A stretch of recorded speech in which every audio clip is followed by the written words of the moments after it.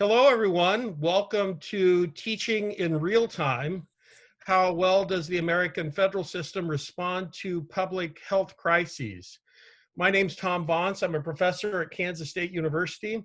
And on behalf of the Kansas State University Center for Social Studies Education, the Center for Civic Education, and the Johnson County First Amendment Foundation, I'd like to welcome you to our webinar. We won't take a whole bunch of time utilizing our time for introductions and so forth. I'll just go straight away to the director of the We the People program and one of our sponsors, Robert Leming. Thanks, Tom. I just wanted to welcome everybody here and give you a little bit of a background on how great ideas happen. You'll see on your screen two gentlemen, Ken Thomas and Matt Christensen, who are master government teachers in Kansas. They thought about how are they going to approach federalism with the example of COVID, and thought we need to think about this. Well, they got a hold of their buddy Tommy Vontz at Kansas State University, who was interested in the idea as well, who got a hold of Steven Schechter at Russell Sage College. These guys put together a super program, I think, for the next 6 hours for this week and next week. And the work that Steven Schechter has put into a paper talking about federalism, which obviously is one of the important ideas of government. It's one thing that our founders certainly agreed on. The best way to promote the common good and protect individual liberty was through federalism.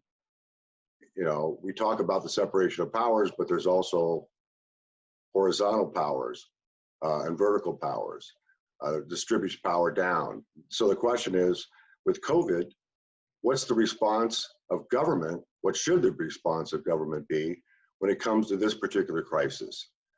With that, I get the privilege tonight to introduce to you the new executive director at the Center for Civic Education, Christopher Riano. Now, many of you may have looked at his resume and you understand his qualifications, but here's the main qualification for me. This guy likes kids. He likes working with kids. He knows these ideas that we talk about are important, and way to get those into high school, middle school, and elementary students' curriculum. I am very excited about the opportunity to work with Christopher Riano. He's been now at the center, it seems like a while, because he's been so occupied with what it takes to be the executive director at the Center for Civic Education and walk in the shoes of who everybody knows as a giant Chuck Quigley. But I'm confident that Christopher Riano will make his own stamp on the Center for Civic Education. So with that, Christopher, please say a few words to our group out there. You know, very briefly, thank you so much, Bob. And I don't want to take up a lot of time, but I want to thank everybody for joining in this incredible program that's being put together. I'm obviously exceedingly happy and thankful to the Kansas State University Center for Social Studies Education and to the Johnson County First Amendment Foundation and everybody else who's put their time and effort into this program. You know, the thing that I come back to as the executive director and also a faculty member that teaches constitutional law at Columbia University is that it's programs like this that are going to help us educate our students and those who are in the country trying to grapple with what is obviously one of the most incredible times in our nation's history. As the person who headed up our government response here in New York State on behalf of Governor Cuomo in my old position, it was the strength and resilience of educators that I found to be astounding. I really truly believe that we are indivisible and that everything is possible when we work together.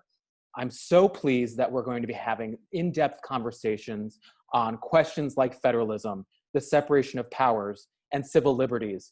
It was the same conversations I had in the governor's office, and it's the same conversations I have in this role, thinking about how best to serve this nation and the best way to use the resources that are available to the center in better service to providing a civic education and constitutional education to people from cradle through career.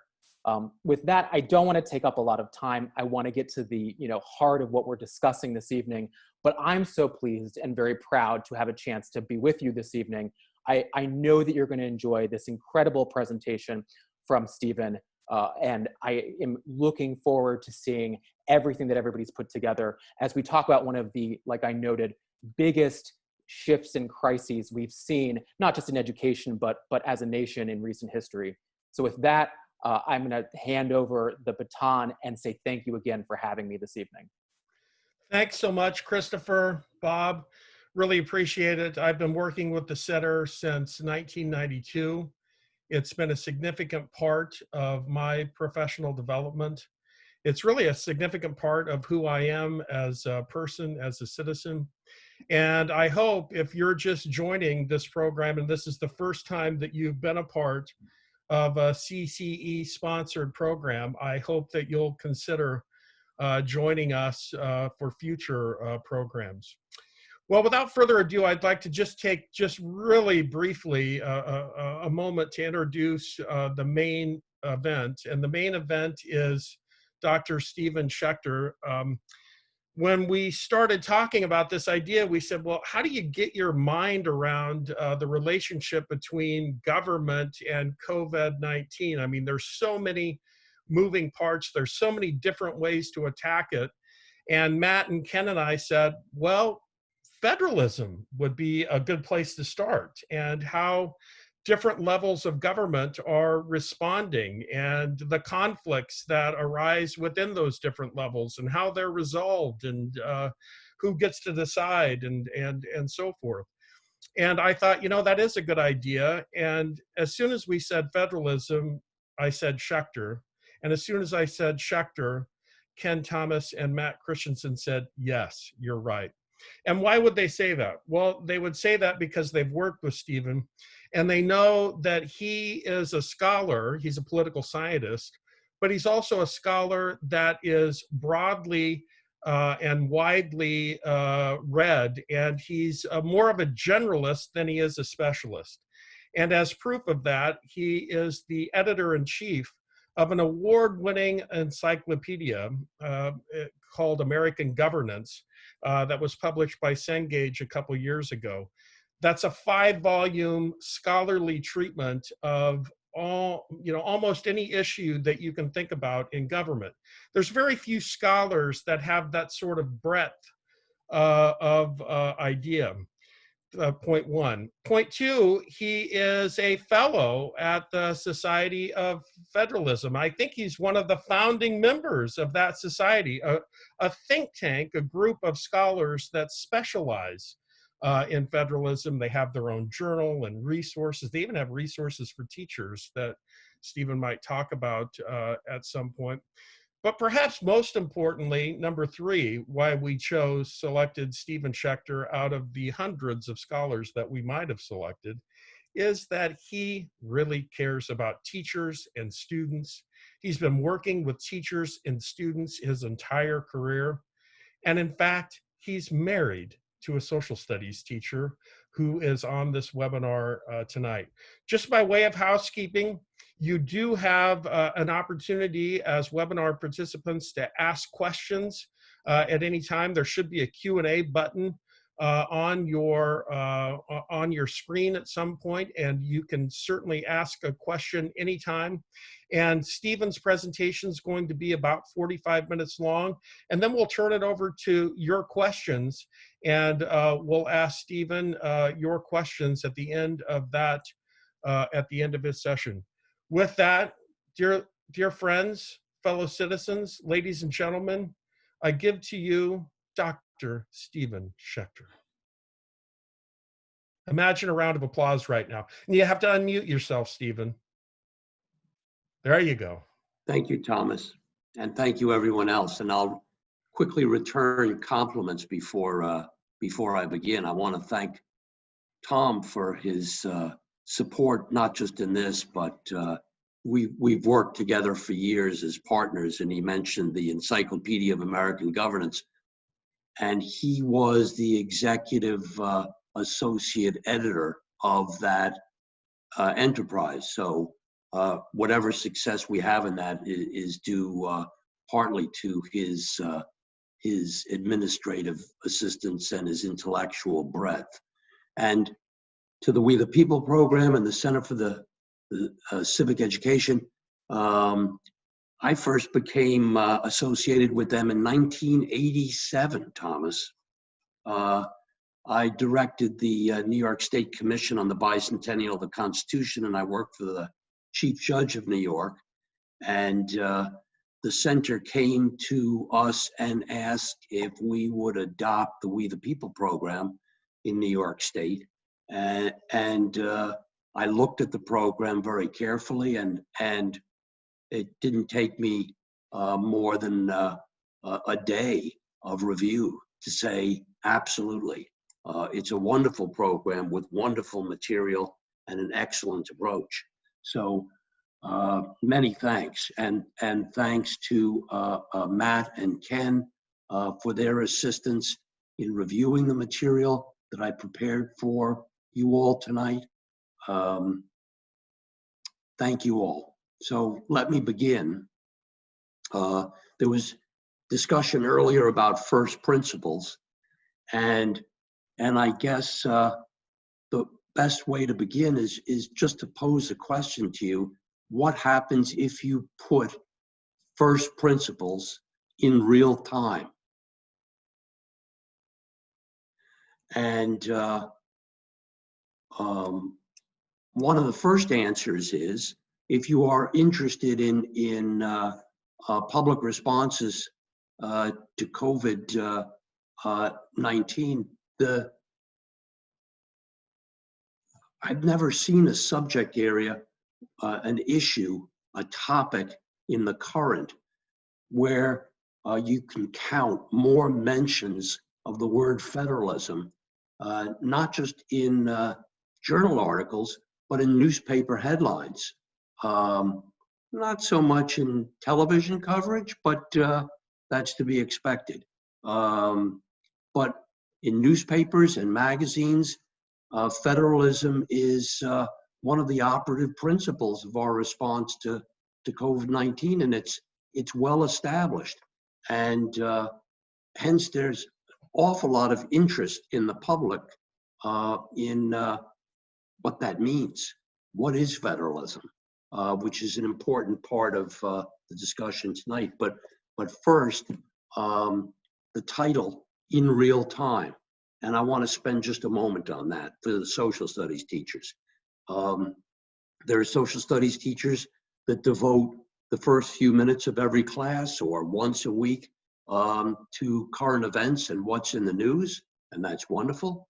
And there are social studies teachers that ask, well, we know what's in the news, but what does it mean? And then there are teachers who use current events as a platform on which to build projects for their students. And my presentation and discussion with you these few days operates at all three levels.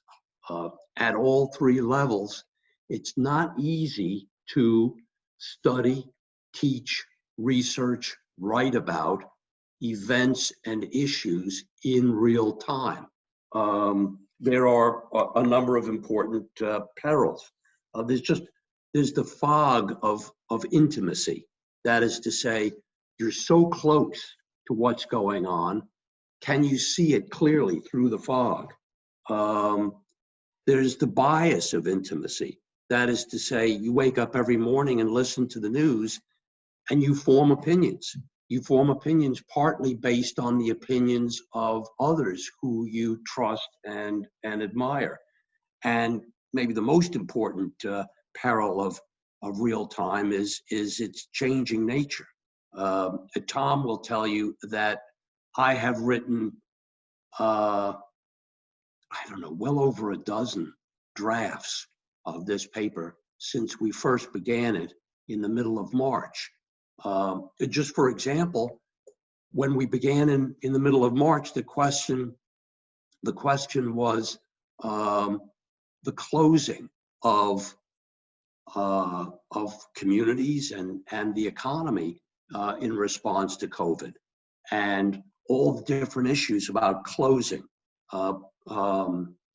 It turns out that closing is only one of three phases so far.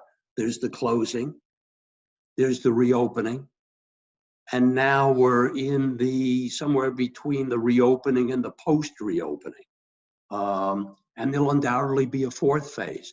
And as time goes on, you have to adjust and expand and alter your thinking to accommodate those different phases. There are great prospects, though, as well.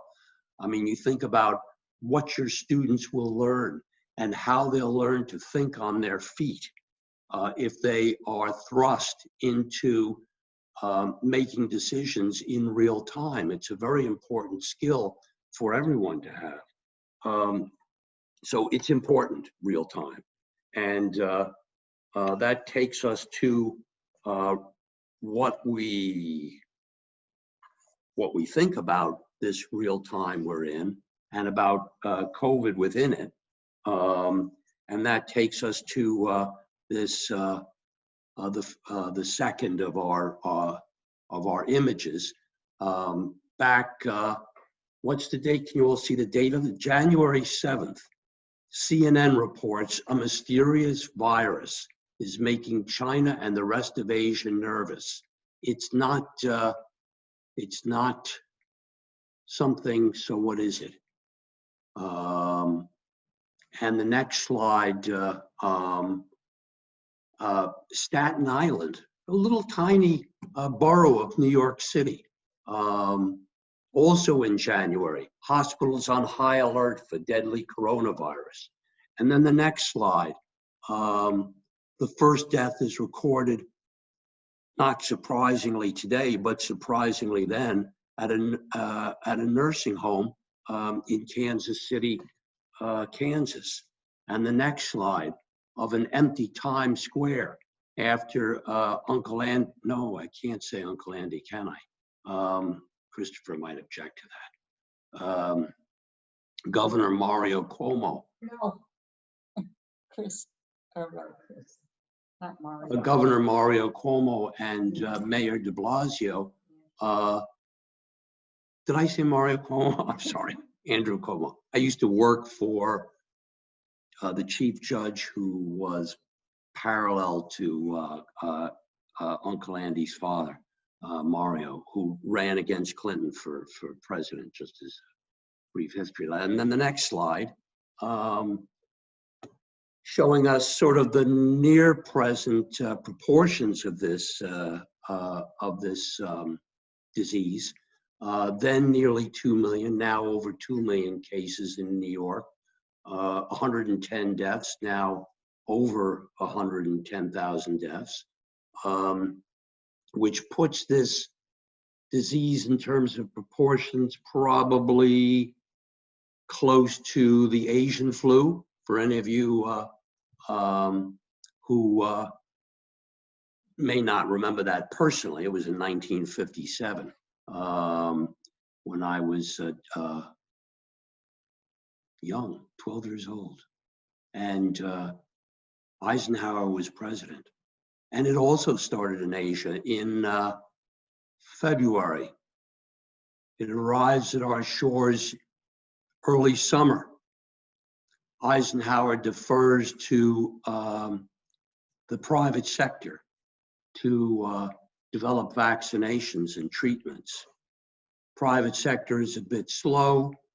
The mortality rate increases. The president declares a national emergency, one of many, and we'll come back and talk about national emergencies and the president's role in it later. Production begins under the umbrella of a national emergency. Production begins on vaccinations, and by November of 1957, there are 40 million vaccinations that are produced and are being delivered. And it's within the next few months that the Asian flu crisis reduces itself to a manageable proportion. What is that? Maybe total of 6 months, and over 100. Well, some say 113,000 deaths. Others say 70,000 deaths. I have no idea why the polarity, but deaths close in proportion to COVID today. So this is certainly not the first pandemic, as we'll see in this little course here. However, this one, COVID-19, is a wake-up call. If you think back to all the pandemics and epidemics that you've been exposed to back throughout your lifetime, this one has for some reason or another elicited the greatest public response in terms of magnitude that you would probably remember, and that I remember in my lifetime and throughout much of history as well. It is a wake-up call for pandemics, for public health crises, just as 9/11 was a wake-up call for terrorism, and Katrina was a wake-up call for natural disasters, with this famous shot that you might remember. Now, we live in a time where, yeah, you can go to the next slide. We live in a time where COVID-19 is a wake-up call in public health, but we have other wake-up calls. We have the stock market and Main Street and unemployment reaching lower levels than at any time in recent memory. And in addition to that, racial justice has reached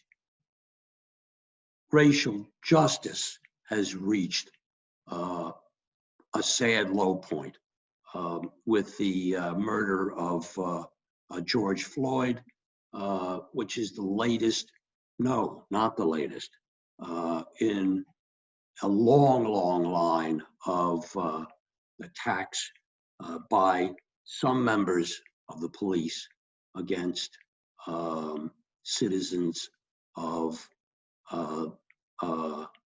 color. So we have, if you're counting, public health, economic crisis, racial justice crisis. It's an election year. Many people think that we've reached what's called a tipping point, which is another concept that in studying the present. We have wake-up calls, which are obvious in their definition, and tipping points, which very simply occur when a number of small changes add up to or signal a larger change.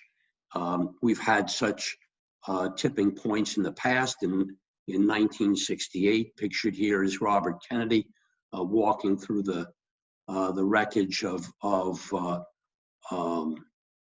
riots in Washington, D.C. Another tipping point occurred in 1980.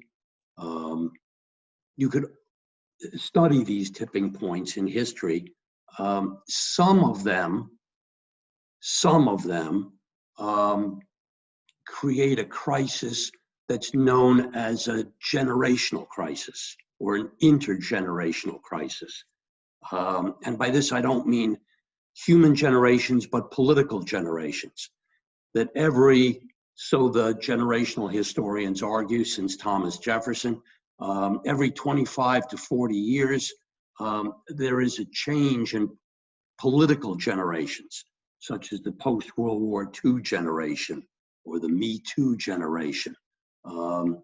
a political generation consisting of children and parents and grandparents and great-grandparents, all living at the same time, all accepting public policy responses to problems until those public policies become problems in their own right and create a high level of distrust and lack of confidence in government, uncertainty, and a feeling that government is not, quote unquote, responding to current needs. Now, are we in such a generational crisis moment now in which we're proceeding from one generation, political generation, to another? The last generational change was 1980 with the election of President Reagan, following the election of President Carter in 1976, the two together creating that kind of tipping point from one political generation to another political generation. We are at that moment. We may well be at that moment now. We had a 2016 election in which you had two populist candidates, one who won and the other, Bernie Sanders, who lost, but created changes within their political parties toward populism in response to a sense by the American public that things were not changing fast enough or good enough or being led well enough. 2016, did that create the generational change? No, it just created division over what that generational change should be in its direction. 2020, you've got a change agent, that is Trump, running for election, and you've got a non-change agent, Biden, running for election, who's probably favored. Is that the contest we need to result in a generational change? We'll just have to wait and see. But be all that as it may, this is definitely a teaching moment for teachers. Young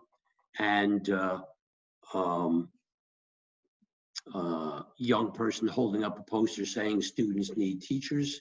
And then a next slide that indicates that at one place, Temple University, a professor had his students examining federalism's role in COVID-19. I say he because I happen to know that professor. Joe McLaughlin is his name. He deserves mention.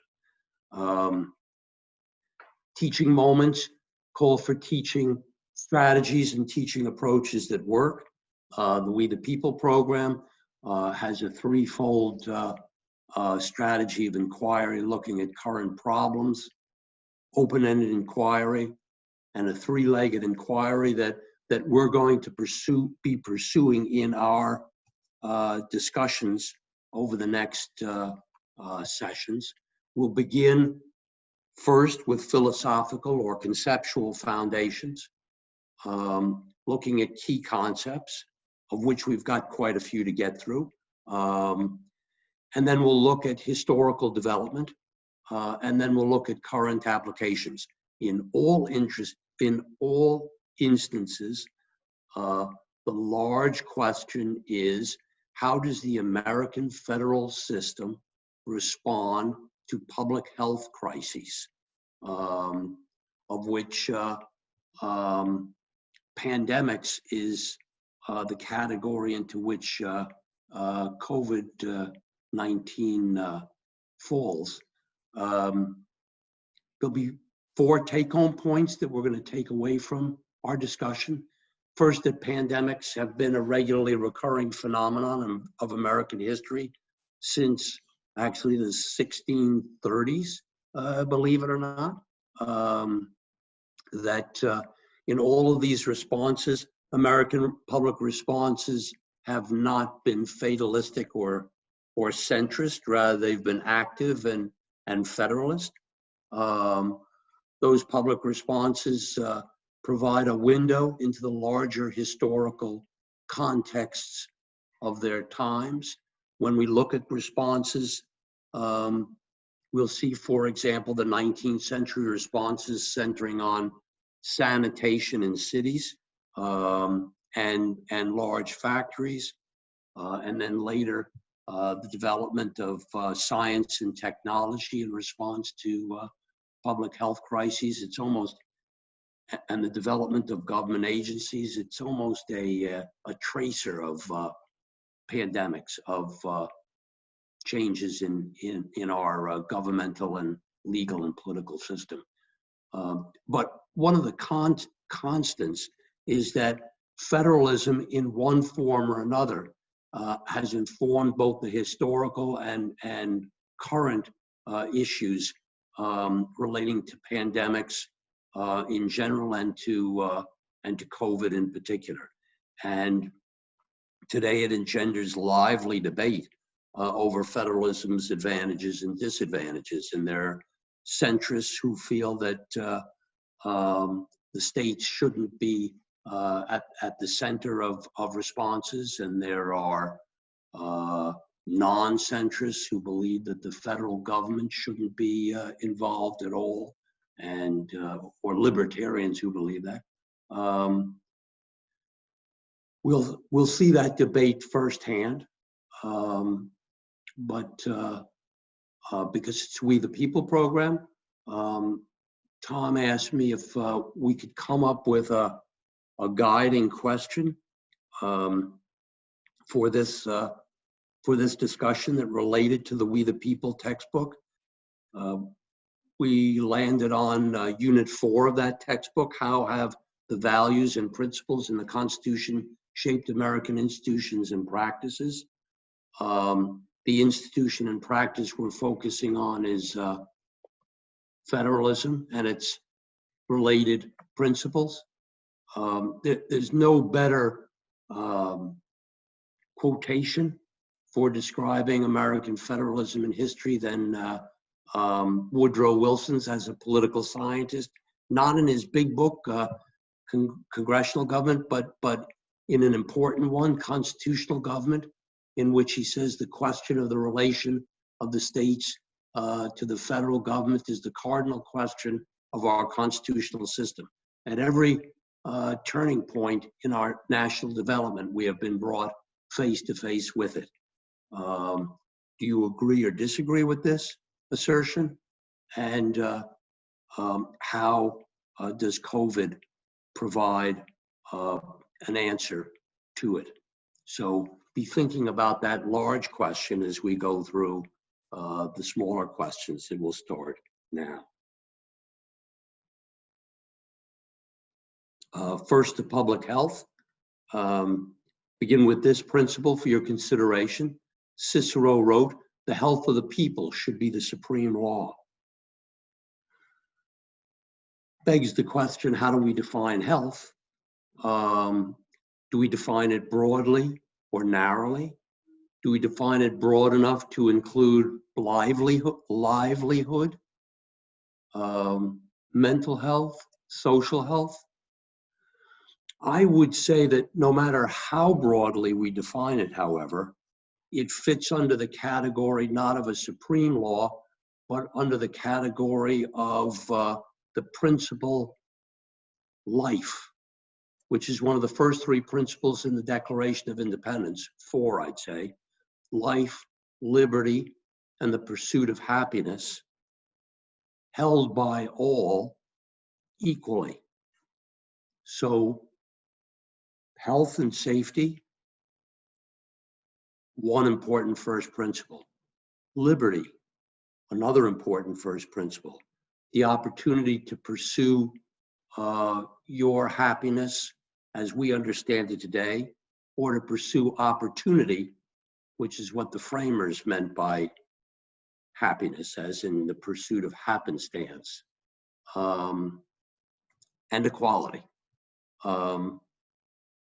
To me, it's a matter of balance and moderation among those 4 principles, so that I would respectfully disagree with Cicero's quotation here, as he frankly did later when he wrote that the good of the people should be the supreme law. We can go to the next slide. We've talked around federalism. Let's talk about federalism, which will probably be the most difficult part of this discussion for you to understand, perhaps. Federalism, to make it as simple as possible without diluting it, is the political expression of e pluribus unum. Let's begin there. That means that federalism is the principle that holds that there should be a strong general government in the interests of uniformity and unity. And at the same time, there should be strong constituent governments in the interests of diversity. When I say general government, I mean that pointedly. The framers used the term general government because they didn't like the term central government, and they couldn't decide whether it should be federal or national. It was kind of a compound of the two, as you remember from your Madison Federalist Papers. So they used the term general. And in referring to the states, they used the term constituent, that is to say, member parts of the federal system as a whole. Most textbooks picture this principle and relationship, unfortunately, as a pyramid in which the federal government is on the top, localities are at the bottom, states are the proverbial man in the middle. Sometimes the people are below the localities, pictured as the base or the grassroots. All of that imagery is an imagery that's hierarchical and centralized. Even when it's turned on its head, it's merely decentralized if it's turned upside down in an inverse pyramid. Instead, I would urge that the better view is a matrix image of the federal system. When you go to the pyramid, Thomas, could you go back to that for a moment? When you look at a pyramid, there are quote unquote levels of government, right? It's vertical. Differences are based on status, and the differences are higher, lower. So higher, lower differences based on status. When you look at a matrix, there is no higher and lower, but there is wider and narrower. Wider and narrower what? Wider and narrower scope of authority.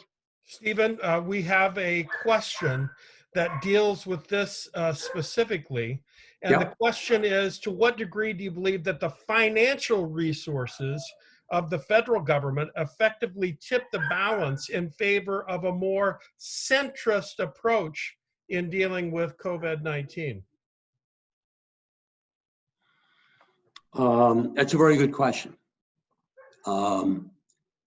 The federal government has resources at its disposal more than the states.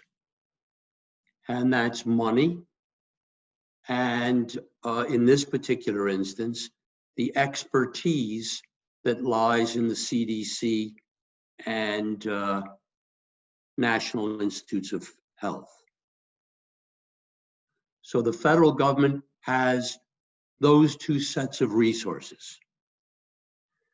The states have a long history of being at the center of public health policy, back to, as we'll see, the 18th century, recognized by Chief Justice John Marshall in Gibbons versus Ogden, as we'll see, in the police power. So the states in their basket of resources have centuries of experience in public health. They have public administration capacity. They have local and county governments that are under their jurisdiction, county health departments specifically. So it's a perfect example and a perfect question whose federalism answer is, on one hand, you have the federal government with its technical expertise and money. And on the other hand, you have states and localities with their administrative capacity, their history of experience, and their expertise.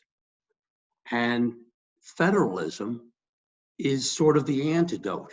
It says, let's use both, keeping each in balance so that neither one takes over, so to speak. And that's the federalism answer. I hope I've answered the question. Thomas? Are you still there? Yes, I am. I had to unmute myself. I think that's a perfectly fine answer that you'll expand on throughout the rest of the series. Yes. I'm smiling as I know who asked the question, but that for another moment. In any case, that's my opening definition of federalism as a principle. Federalism is also a basis for distributing power. And there too, you have two tendencies. On one hand, there are powers held by both the states and the federal government that are exclusive, that fall under the category of what's known as self-rule. A lot of these exclusive powers, for example, have to do with organizing their own governments, reforming their own governments, writing laws governing the administrative procedures of those governments, and so on and so forth. But this is not a long, you can look at, as you look at it, this is not a terribly long list. And these powers are, some of them are important, but not hugely important. And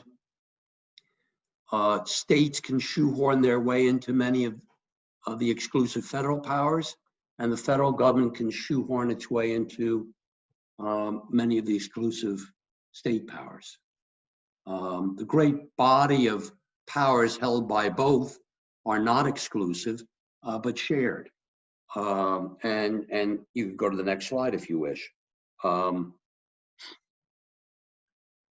This is kind of a standard grid showing federal powers and limits and state and local powers and limits, which you and or your students can fill in both generally and in the area of public health. Maybe not quite you're not quite ready to do it for public health yet, but by the end of the fourth session, you certainly will be. When we're looking at the state's powers, Chief Justice John Marshall in Gibbons versus Ogden famously described public health as part of that quote unquote immense mass of legislation known as the police power, including inspection laws, quarantine laws, health laws of every description that unequivocally belong to the states. Police power being as simply defined as the protection and promotion of the public health, safety, and morals. Now,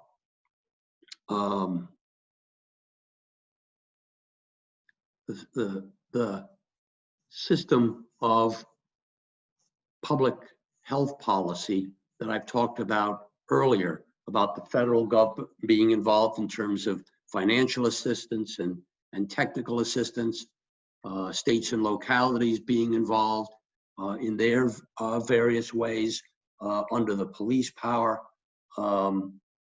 There's no constitutional case that quite expresses this intergovernmental cooperation for public health the way Cooley v. Board of Wardens expresses it for the commerce power. But you can read public health wherever there's commerce. The power to regulate commerce embraces a vast field containing not only many but exceedingly various subjects, quite unlike in their nature. Some, and this again goes back to the consistent with the definition I offered earlier on federalism, some of those subjects imperatively demanding a single uniform rule operating equally on the commerce of the United States in every port. You could read public health. And some, like the subject now in question, as imperatively demanding that diversity, which alone can meet the local necessities of navigation. In this particular instance, a city of Philadelphia regulation requiring ships to take on local pilots to navigate its waters, which makes perfect sense. Because the local pilots know the local waters, and the local waters are treacherous. You can go to the next slide. The result of the Cooley image of the federal system, of the image I've sketched out above. I'm sorry. It is portrayed not just as a matrix, but also as a marble cake, and distinguished from a layer cake. This famous distinction was made by Morton Grodzins, Grodzins,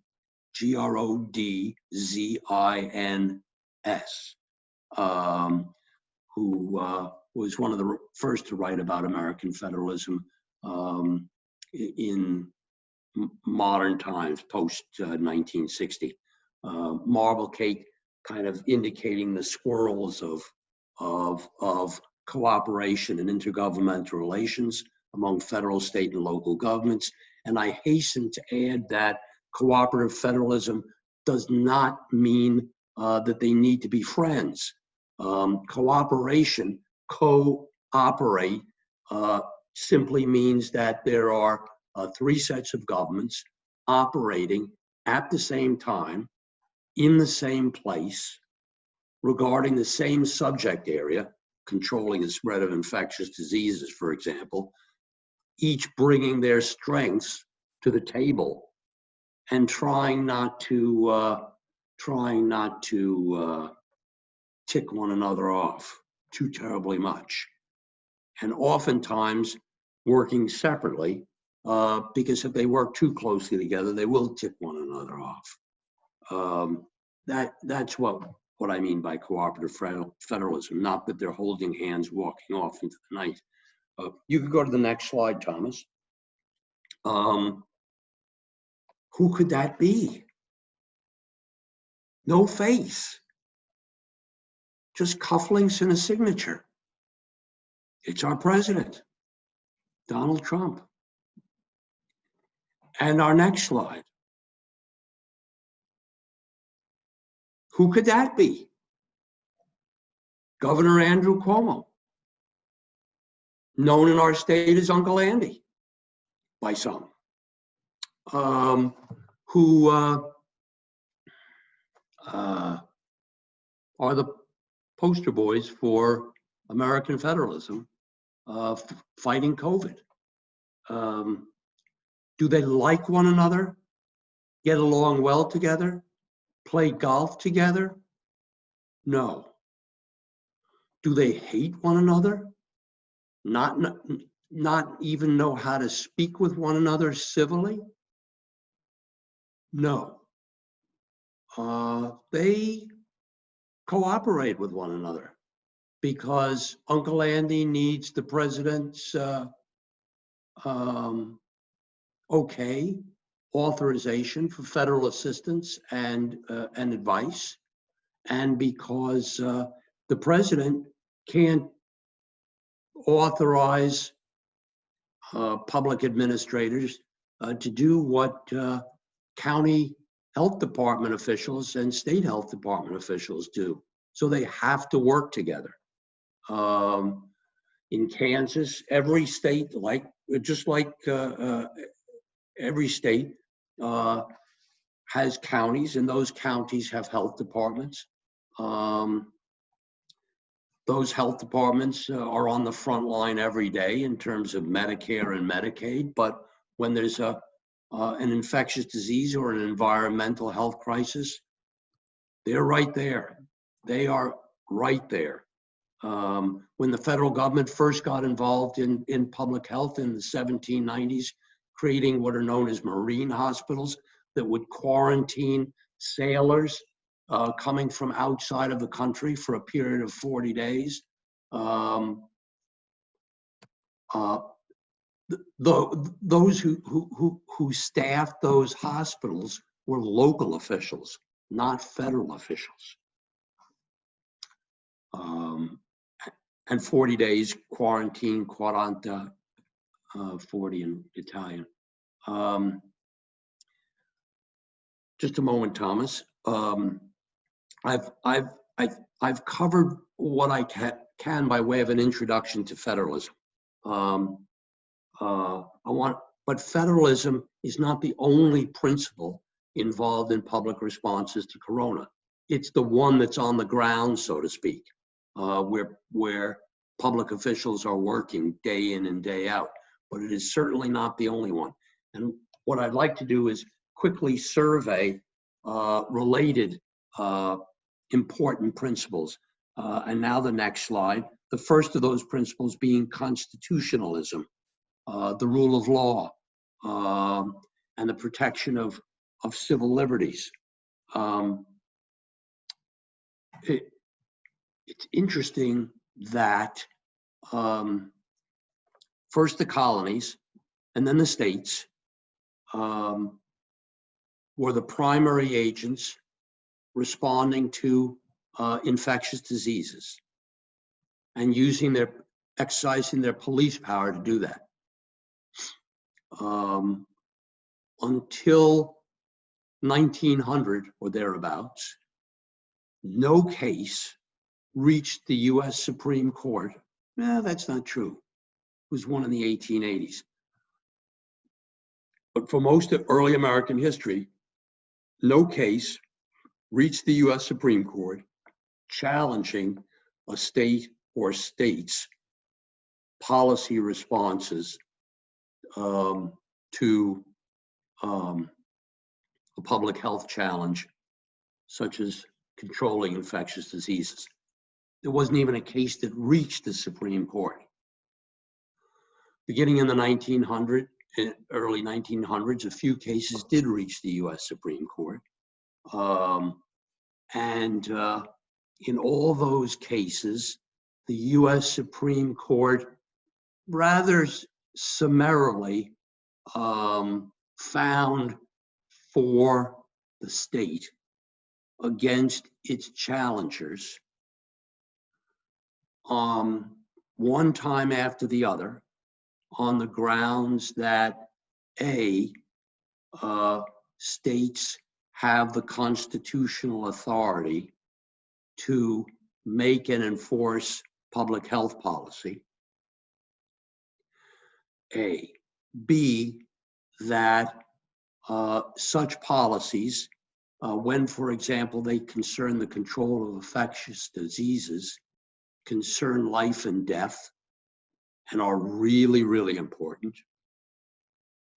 And C, that therefore civil liberties need to bend and interstate commerce needs to bend so long as the state's administration of those policies are constitutional. That is to say, do not violate arbitrarily or discriminatorily or capriciously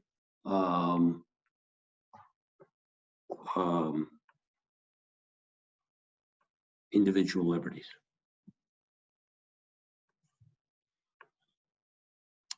Thomas,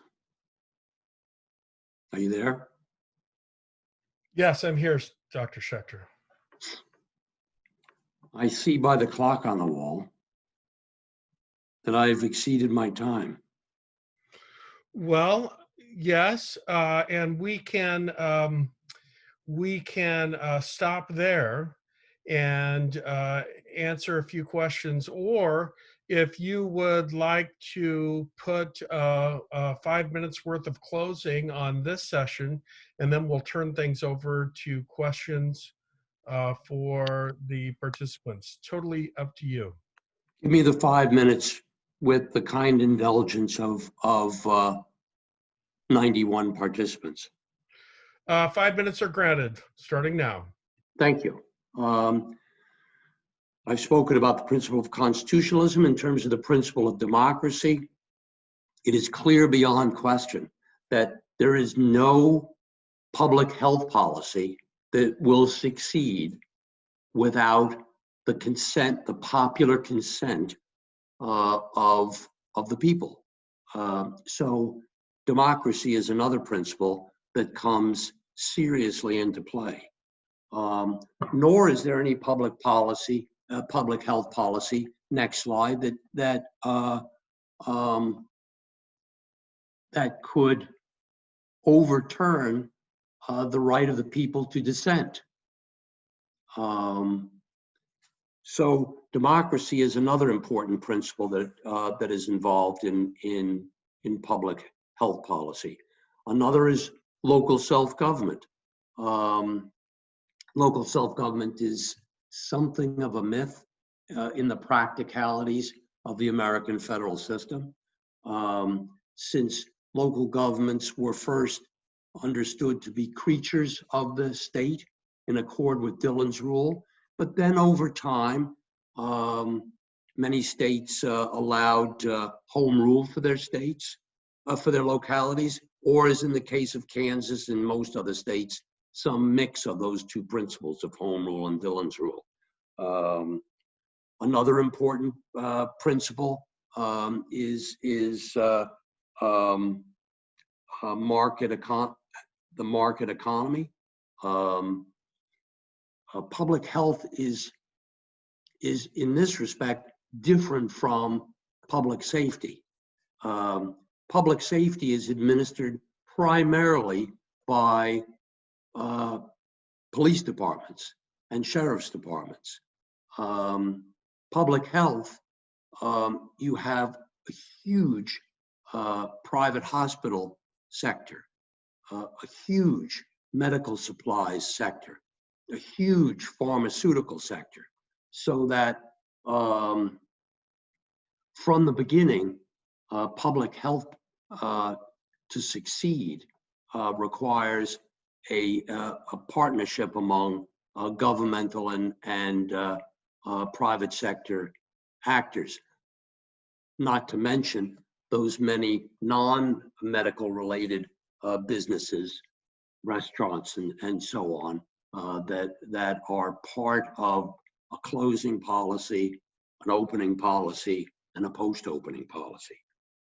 A really, really important principle that we've been spending a lot more time on in the last session, the third session, is separation of powers. And in the area of public health, crises and emergencies. This is not, you could go to the next slide. There is no next, there is, or the next slide after that.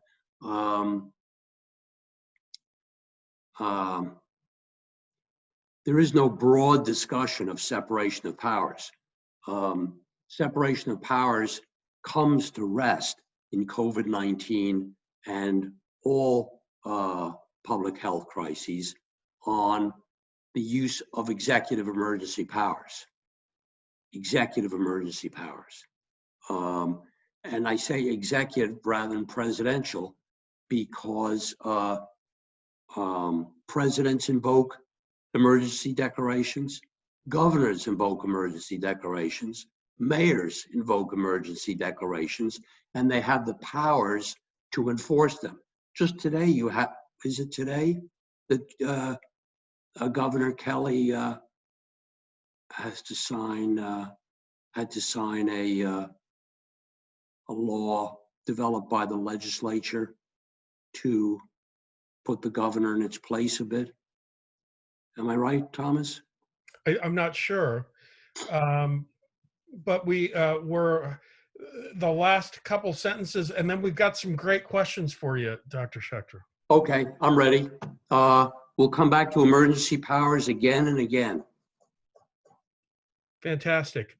Well, thank you so much, Steven, for an outstanding first presentation. We now move on to some questions, and this is an interesting one. It says, how much of our present understanding of federalism is skewed by the framers' view of these foundational concepts without partisanship versus the federalism practice today with extreme partisanship, maybe even polarization? I threw the last part in myself.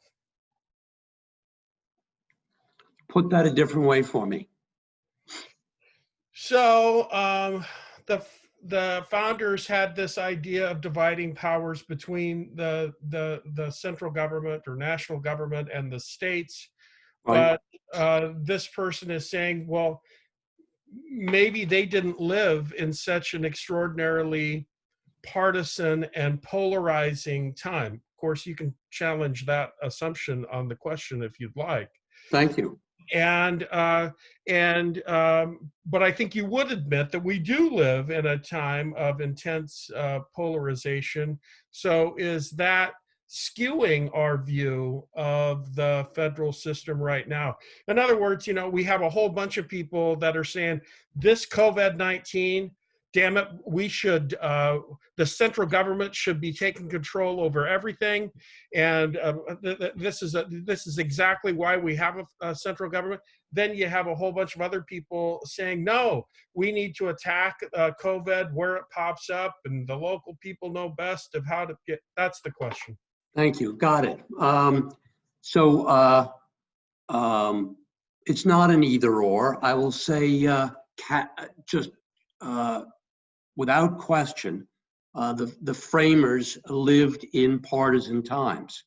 I don't know that everyone in the room has to teach Federalists versus anti-Federalists in the ratification of the Constitution, but we could ask for a show of hands and wouldn't be able to see it. But trust me, the framers lived in partisan times.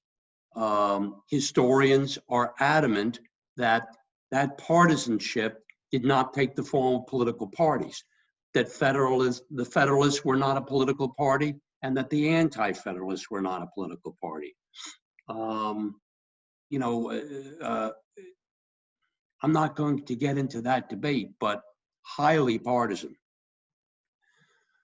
I would say it's probably fairly safe to say that we've lived in partisan times for more than we've lived in nonpartisan times.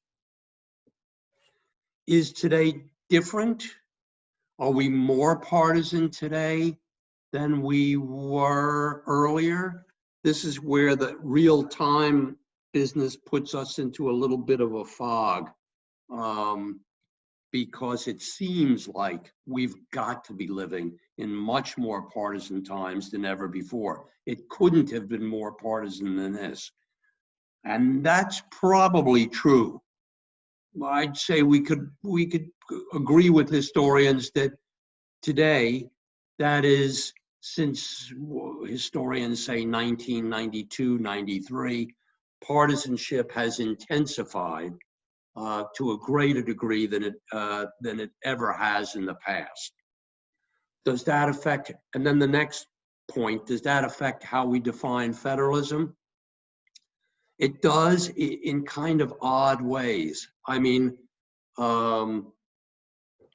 historically, conservatives favored federalism and the states, and liberals favored the government in Washington and centralization. 1960s, 70s, Ronald Reagan famously saying, it's the federal government that is the source of the problem, not the states. I was fortunate to have worked for the Reagan administration on their new federalism, and it was perfectly consistent with conservative Republicans of that day to believe that you could put the federal government in a box by strengthening federalism and the states. Fast forward to today. Mitch McConnell, the Senate majority leader of the U.S. Senate, feels that further assistance to the states to fight COVID is a blue state bailout. Not a very friendly federalism, pro-states kind of statement, I might add. It's the kind of statement that introduces a degree of partisanship into federalism that that raises a big question. So, and other Republicans fall in line. So, so where does the Republican Party stand on federalism as concerns COVID today? No simple answer because of partisanship. Where do the Democrats stand on federalism in the fight against COVID today? Also no simple answer. Nancy Pelosi, who is the Speaker of the U.S. House of Representatives, for anyone who's slept through the last few years, wants a lot of federal money to go to states and localities. Of course, and I don't mean to editorialize, to speak the facts, she wants a lot of federal money to go everywhere. Would states and localities get their fair share under a Pelosi Democratic regime? Probably up to a point when they discovered that most state legislatures are Republican. Less state legislatures are Republican than were. A couple of years ago, there were 35 states with Republican state legislatures. And Democrats, believe me, look at those numbers in determining how federalism they want to be. So yes, partisanship has changed the way the political parties define federalism. And I would say bastardized it, if you'll allow me to use that. We're going to allow, I'm in charge and I'm allowing it, Dr. Schechter.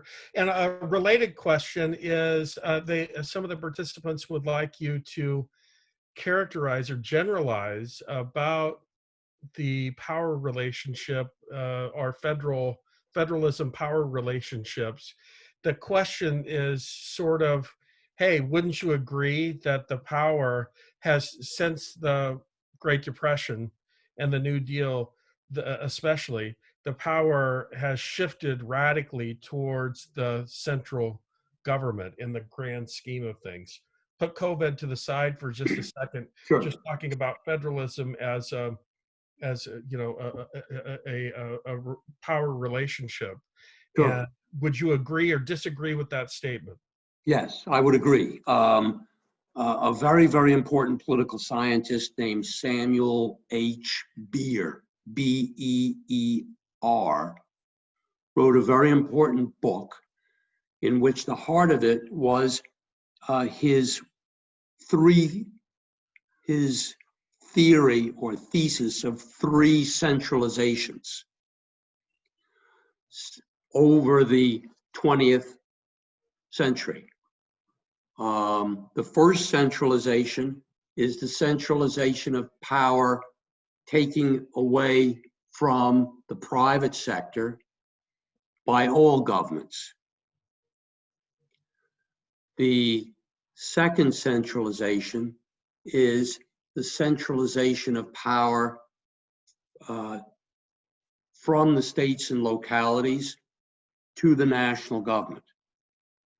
And the third centralization is the centralization of power from legislatures to the executive branch. And I think it simplifies history. I think that states have indeed held their own. I think states have modernized themselves, reformed themselves, become leaner and trimmer. I mean, with one exception, Bernese, Vermont. All states have to have balanced budgets. Certainly makes it easier for the federal government to rock and roll without having to have a balanced budget, you will admit. Steven, if I could interrupt you there, we have several questions and only a few minutes left in the session. So, and this is a good one. Well, all of them have been good ones so far, but this question is about the media and its impact on COVID-19. How do you think the media's portrayal of federal action or policy affects the willingness of the general public to follow suit? Do you feel the media's influence is strong enough to sway the public to go against a federal or state mandate, such as stay-at-home orders that sparked protest? And this question said, you know, they're under the understanding that the media has both helped and hindered the government's response to COVID-19. Do you agree or disagree? Yeah, the power of the media in this particular instance is secondary, believe it or not. The primary influence on the public is their gut. That is to say, when experts and their elected officials stand up and say, you don't behave yourself, and you're going to catch this. And you catch this, and it's unlikely you're going to die unless you're old or vulnerable. But you're going to catch it, and you're going to be really, really sick. So stay at home, please. And if you're not concerned about yourself, be concerned about the older people around you. And public opinion polls show, without question, that most people say, oh, sure, yeah, yeah, absolutely, I'll do that. And they do it. They don't need the media to give them, quote unquote, public education too terribly much. it's not bad for reinforcement. It's not bad for consistency or continuity. But by and large, most pandemics, most environmental health crises, people are more than willing to switch from being consensual to being compliant. Up to a point. We hit that point, what would you say? End of May, early June, where people's compliance started eroding. Did the media keep them back in line?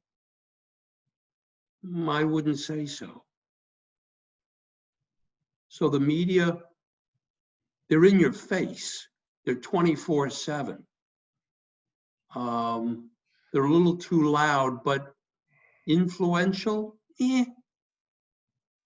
And there's the whole second level of social media, and people sharing their own personal ideas about whether it's safe to go to the bar or restaurant or whatever. That's different from the TV or print media as well. That's right. Yeah, exactly. Hey, we have a couple other really good questions I want to get to before the end here. A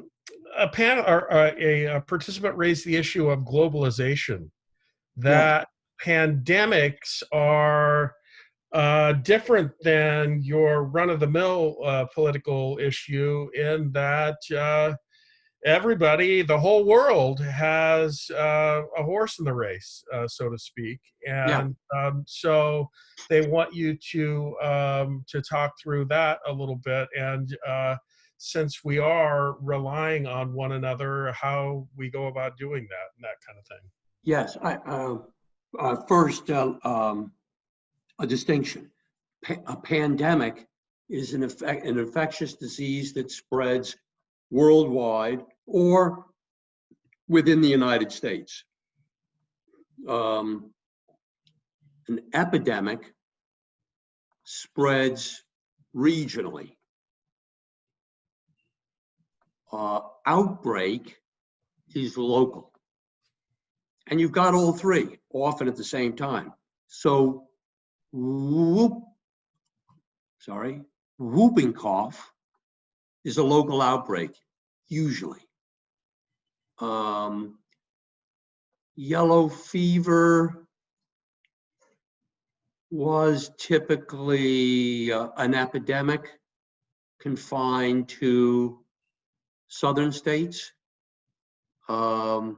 which brought in the mosquito from whether it be slave ships or the triangular trade. Pandemic is national or global. And this distinction goes back to, for the American system, Plymouth Rock, to today. We were the first modern nation born in an age of globalization. We really need to teach that. We haven't just become globalized. So we've always been global. It was the federal, like I said earlier, the federal government's first involvement in public health was creating a system of marine hospitals to quarantine sailors coming to our shores from the globe. We've always had it. Last question, and then we'll save just a couple minutes for any administrative things. Participant wanted to know, in our sort of marble cake federalism, federal system, when conflicts arise, and they have arisen in the context of COVID-19, Yes. who has the ultimate authority to call balls and strikes when different levels, whether it's local and a city and county, or a county and the state, or the state and the national government, who gets to resolve those issues in the context of COVID-19 or generally?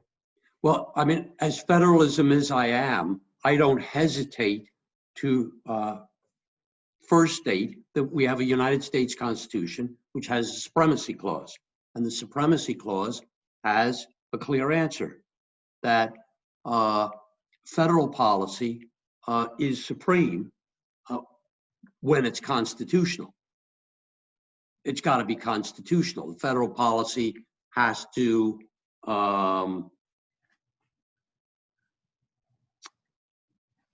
be jurisdictionally constitutional. It has to be constitutional in its due process execution, and it has to be constitutional in its and not conflict with federalism principles. So I'll sort of put it back and put it ahead to our third session when we're going to look at the question, does the president have the authority to, trump the states when it comes to COVID policies? Can the federal government tell the state, a particular state, your closure now conflicts with interstate commerce or with some other principle that where we preempt your authority and tell you to open rather than close? And Tom, you'll back me up that we do have this question that we'll come to, and we have maybe 10 possible constitutional grounds on which the federal government could try to say that, and virtually none of them would hold up in court. So yeah, we've got the supremacy clause. Yeah, the federal government, federal law is the supreme law of the land, but when you get down to hard cases, it'll float away, as we'll see on the last day. Perfect. That's a great segue into the very last part of the webinar tonight. I just want to wrap things up, first of all, by thanking you, Steven, for an excellent presentation, a great start, orienting our thinking as well as you have to federalism and some of the associated ideas with federalism that may in fact influence our thinking about our governmental response to COVID-19. Spot on.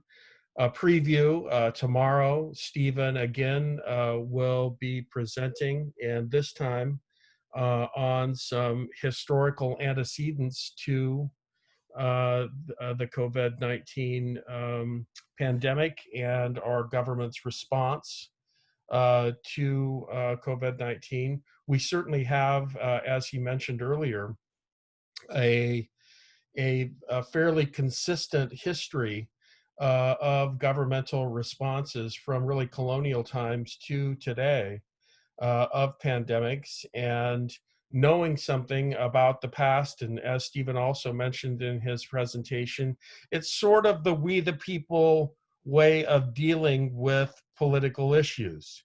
You know, you've got the current issue in front of you, but before you really dive into that current issue in front of you, spend a little time with the key governmental and political concepts that are a part of that issue, which we've done tonight.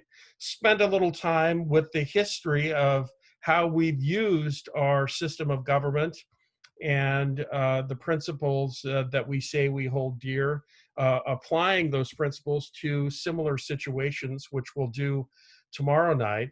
And then finally, next week, what does all this mean? How does all that add up to how we're currently responding to the COVID-19 pandemic? And what does it say about how well we're responding to the COVID-19 crisis? One of the things that I loved about We the People and attracted it to me almost 30 years ago now, is the fact that it did, and every year the Center for Civic Education writes brand new state and national questions that oftentimes focus on current events. There will no doubt be questions next year, state questions and national questions on the pandemic and how well our government has responded to it. But one of the things I liked about it is it allows kids to take whatever position they'd like. They can be pro central response to COVID, and we should marshal the power of the federal government to do that, or they may say, no, let diversity prevail, and we'll stomp out COVID wherever it pops up in our country. And We the People allows kids the freedom to make those evaluations for themselves. Just like we are in this session, Steven's giving you obviously his perspectives, but not force-feeding any particular political point of view down your throats. And that's just good civic education.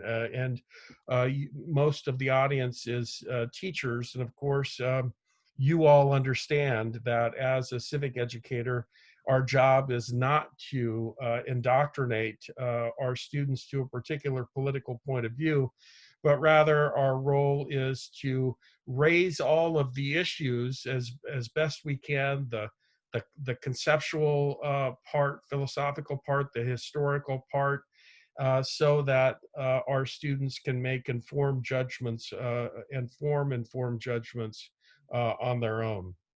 So that's what we're up to. Tomorrow, I'll continue to send to all participants kind of a brief outline, maybe even 2 levels of outline for each one of these sessions. And so we'll send some additional outlines tomorrow. We will not send the PowerPoint slides just yet.